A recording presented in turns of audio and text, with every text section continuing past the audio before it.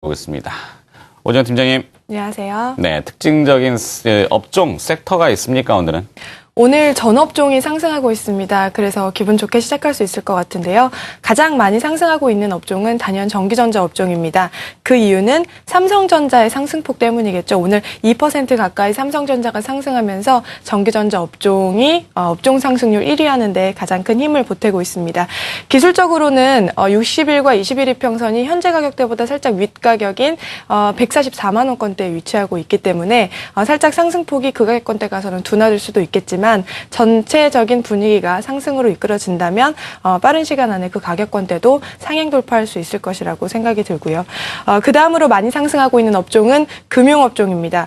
요즘 금융업종에 대해서는 굉장히 이슈가 많은데 그 가운데서도 저는 이제 좀 생각이 나는 것은 뭐 우리자산운용의 매각이라든지 이제 증권업종이 매물로 많이 나온 것이 좀 떠오르는데요.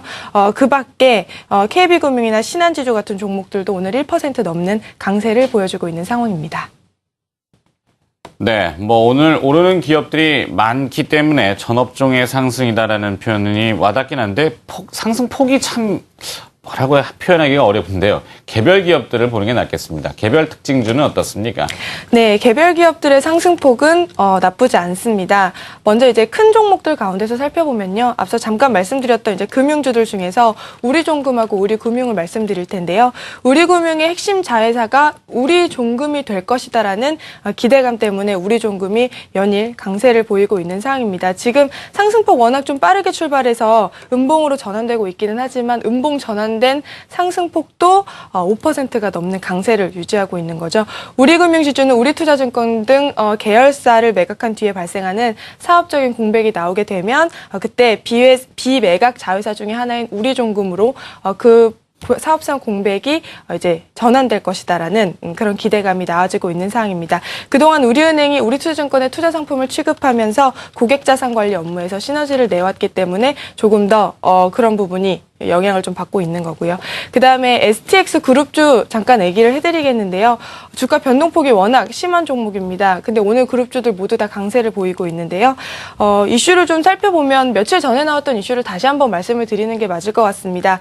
항상 좀 자금적인 부분에 있어서 문제였던 STX 그룹이죠. STX 조선해양 채권단이 내년에 지원키로 했던 금액이 있는데 아무래도 좀 빨리 12월에 지원을 해야 될 것 같다라는 결정 나올 것으로 기대가 되면서 STX 그룹주들 강세고요. 코스닥 종목들 간단하게 살펴볼까요? 심택, 급락했던 종목 관심 가지시는 분들 많을 텐데요. 전일에 이어서 오늘도 증권사 리포트가 나오면서 흐름 나쁘지 않게 이어지고 있고요.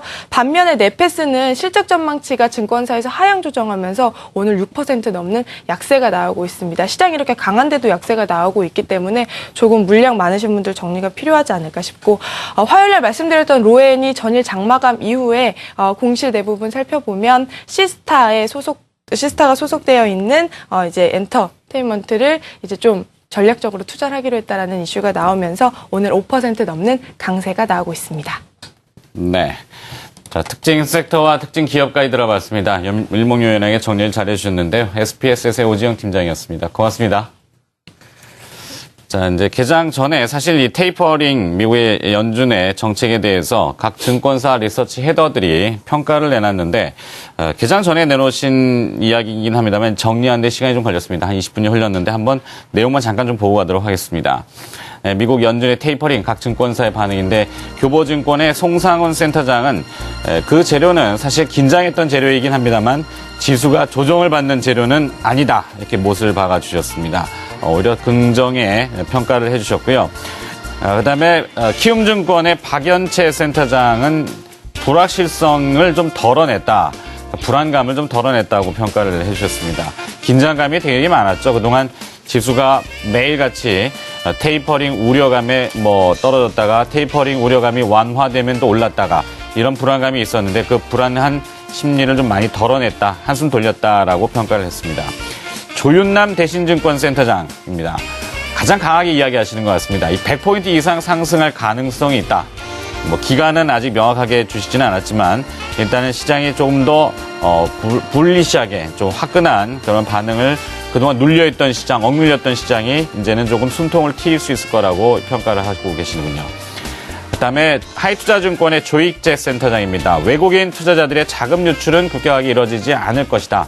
테이퍼링을 하게 되면 양적 완화가 축소되고 달러가 환류될 가능성이 우리도 좀 많이 걱정을 했는데요. 아시아 이머징 쪽에서는 실제 그런 현상이 좀 나타났고 우리 당국도 계속 지금 자금 유출임을 모니터링하고 있습니다만 조익재 센터장은 외국인 투자자금 유출 없을 것이다. 이렇게 또 자신감 있게 얘기를 해주셨습니다. 우리투자증권의 이창목 센터장입니다. 이 경기 회복의 신호탄, 사실 실물 경기가 회복되면서 실적 장세로 접어드는 초입 단계라고 평가해 주셨고요. 이 금리 추이를 보게 되면은 연준이 아주 노련하게 잘 경기 시그널을 보내고 있다라고 경기 회복에 대한 자신감을 표명했다라고 평가를 했습니다. 신한투자의 양기인 센터장은 조금만 반짝 호재에 그칠 가능성이 좀 있지 않을까 이렇게 조심스럽게 줘주셨는데요. 환율 부분에 대해서도 명확하게 우리가 좀 짚고 넘어가야 되는 부분이 있고 당국도 지금 계속 환율 부분, 산업 영향력이 어느 정도 되는지 모니터링을 하고 있기 때문에 일단 테이퍼링이 실시된 것은 조금 반짝 호재에 그칠 것이다 이렇게 평가해 주셨습니다. 네, 각 증권사의 리서치 헤더들의 그 평가를 좀 정리해서 보여드렸고요. 자, 시장을 다시 한번 또 정리해 봅니다. 이순석 대표님. 네. 뭐 올라가긴 하는데 이 다음이 항상 우리는 궁금하지 않습니까? 너무 자꾸 앞서 땡겨가지고 미래를 좀 이야기해 주십시오라고 뭐 점쳐달라는 건 아닙니다만 좀 평가를 좀 정리해 주시겠습니까? 일단 첫 번째 관문은 제가 볼 땐 통과를 잘 하고 있는 것 같습니다. 환율 시장 쪽에 지금 원달러 환율 추이를 좀 보게 되면은 오늘 아침에 거의 뭐 4원 가까이 뭐 좀 급등세를 보이면서 출발했습니다만 현재는 좀 전강 후약성이라고 또 이것도 얘기되네요. 원화 가치의 그 하락폭이 지금 현재 누그러지고 있습니다. 물론 뭐 당국 쪽에서 뭐 발빠르게 뭐 그래도 코멘트 내놓은 영향력인지 뭐 그 부분 때문인지 모르겠습니다만 어쨌든 현재 그 환율이 일단 무난하다라고 평가를 하는 게 저는 제일 걱정한 게 오늘 환율 변동성이 커지면이라는 전제하에 이걸 좀 걱정을 했었는데 뭐 그 부분은 좀 무난한 것 같습니다.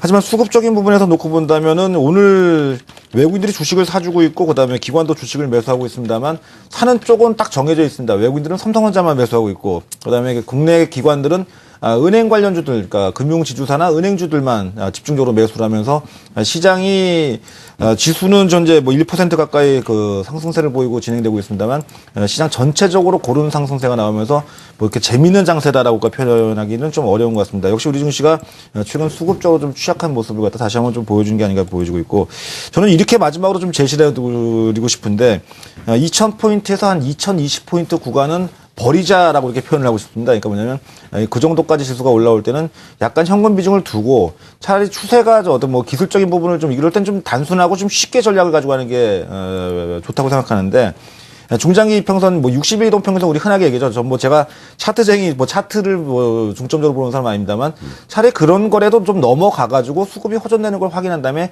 다시 거기서 주식을 매수하는 게 낫고 뭐 약간 정도의 현금 정도는 뭐 좀 두면서 이럴 때는 좀 투자하시는 게 낫지 않나 보여집니다. 역시 굉장히 민감한 사항이고 오늘 하루가 끝나고 이제 아직 동남아 증시가 개장하지 않았는데 그쪽도 좀 동향을 좀 지켜보면서 움직이는 게 지금 현재 바람직하지 않나 이렇게 보여지니까 버릴 구간은 조금 뭐 버리고 아까도 말씀드렸다시피 제가 시장을 비관적으로 보는 건 아닙니다. 이제 재료가 이제 그 불확실성을 제거됐고 앞으로 좋아질 거지만 단기적인 전략에 있어서는 조금 약간 신중하자 뭐 이렇게 이해하시면 될 것 같습니다. 알겠습니다. 이승 대표도 시장 포인트 좀 함축적으로 정리해 주시죠. 그 체크해야 될 핵심 포인트를 보시게 되면 10년 만기 국채보다는 단기채인 2년 만기 국채를 좀 미국 국채를 좀 보실 필요가 있다라는 말씀을 드리겠습니다. 그러니까 그 테이퍼에도 불구하고 2년 만기 국채는 좀 더 안정적인 흐름을 보여줄 겁니다라고 말씀을 드렸던 이유 중에 하나도 핀코의 최고 투자 책임자죠. 빌 그로스가 본인도 장기 국채가 아니라 2년 만기 단기채 중심에 대한 투자를 테이퍼 이후에도 진행을 하겠다라는 얘기를 하고 있습니다. 이 얘기는 FRB의 의도 자체가 단기 국채 수익률에 대한 안정을 지금 의도를 하고 있다라는 것이 바로 핵심 포인트가 되겠고요. 단기채 수익률에 대한 쪽이 좀 안정적이라면 외국인들에 대한 그 이머징 마켓에서의 자금 유출 또한 좀 제한적으로 형성이 될 가능성이 상당히 높지 않을까라고 보고 있고 여기서 이제 포커스가 어느 쪽으로 가느냐가 이제 관건입니다. 경기 쪽에 대한 흐름으로 가게 되면 이머징 마켓도 같이 따라 올라가는 형태가 될 거고 단순하게 이제 계속해서 이 자금 쪽에만 시장이 집중이 돼 있다라면 시장에 대한 흐름은 그쪽으로 같이 가지 못하는 이런 형태가 될 텐데 지금 미국 시장이 테이퍼에도 불구하고 올라간다라는 것, 그만큼 이제 경기에 대한 쪽이 되고 있다라는 것이기 때문에 결국에는 우리도 따라갈 수밖에 없다라는 측면으로 좀 보셔야 될 것 같고, 그렇다면 매매에 대한 전략 자체는 이제 수출주 중심에 대한 포트폴리오 구성에 대한 쪽, 그리고 이제 낙폭간의 뭐 코스닥 종목들에 대한 쇼커버링을 노리는 어떤 그런 이제 뭐 단기적인 거래 뭐 이런 것들 자체로 이제 큰 그림을 그리시면서 시장을 접근해 가시면 되겠다. 그리고 우리 시장에 대한 쪽은 늘 보게 되면 먼저 앞서가거나 아니면 한참을 뒤져가거나 하는 형태이기 때문에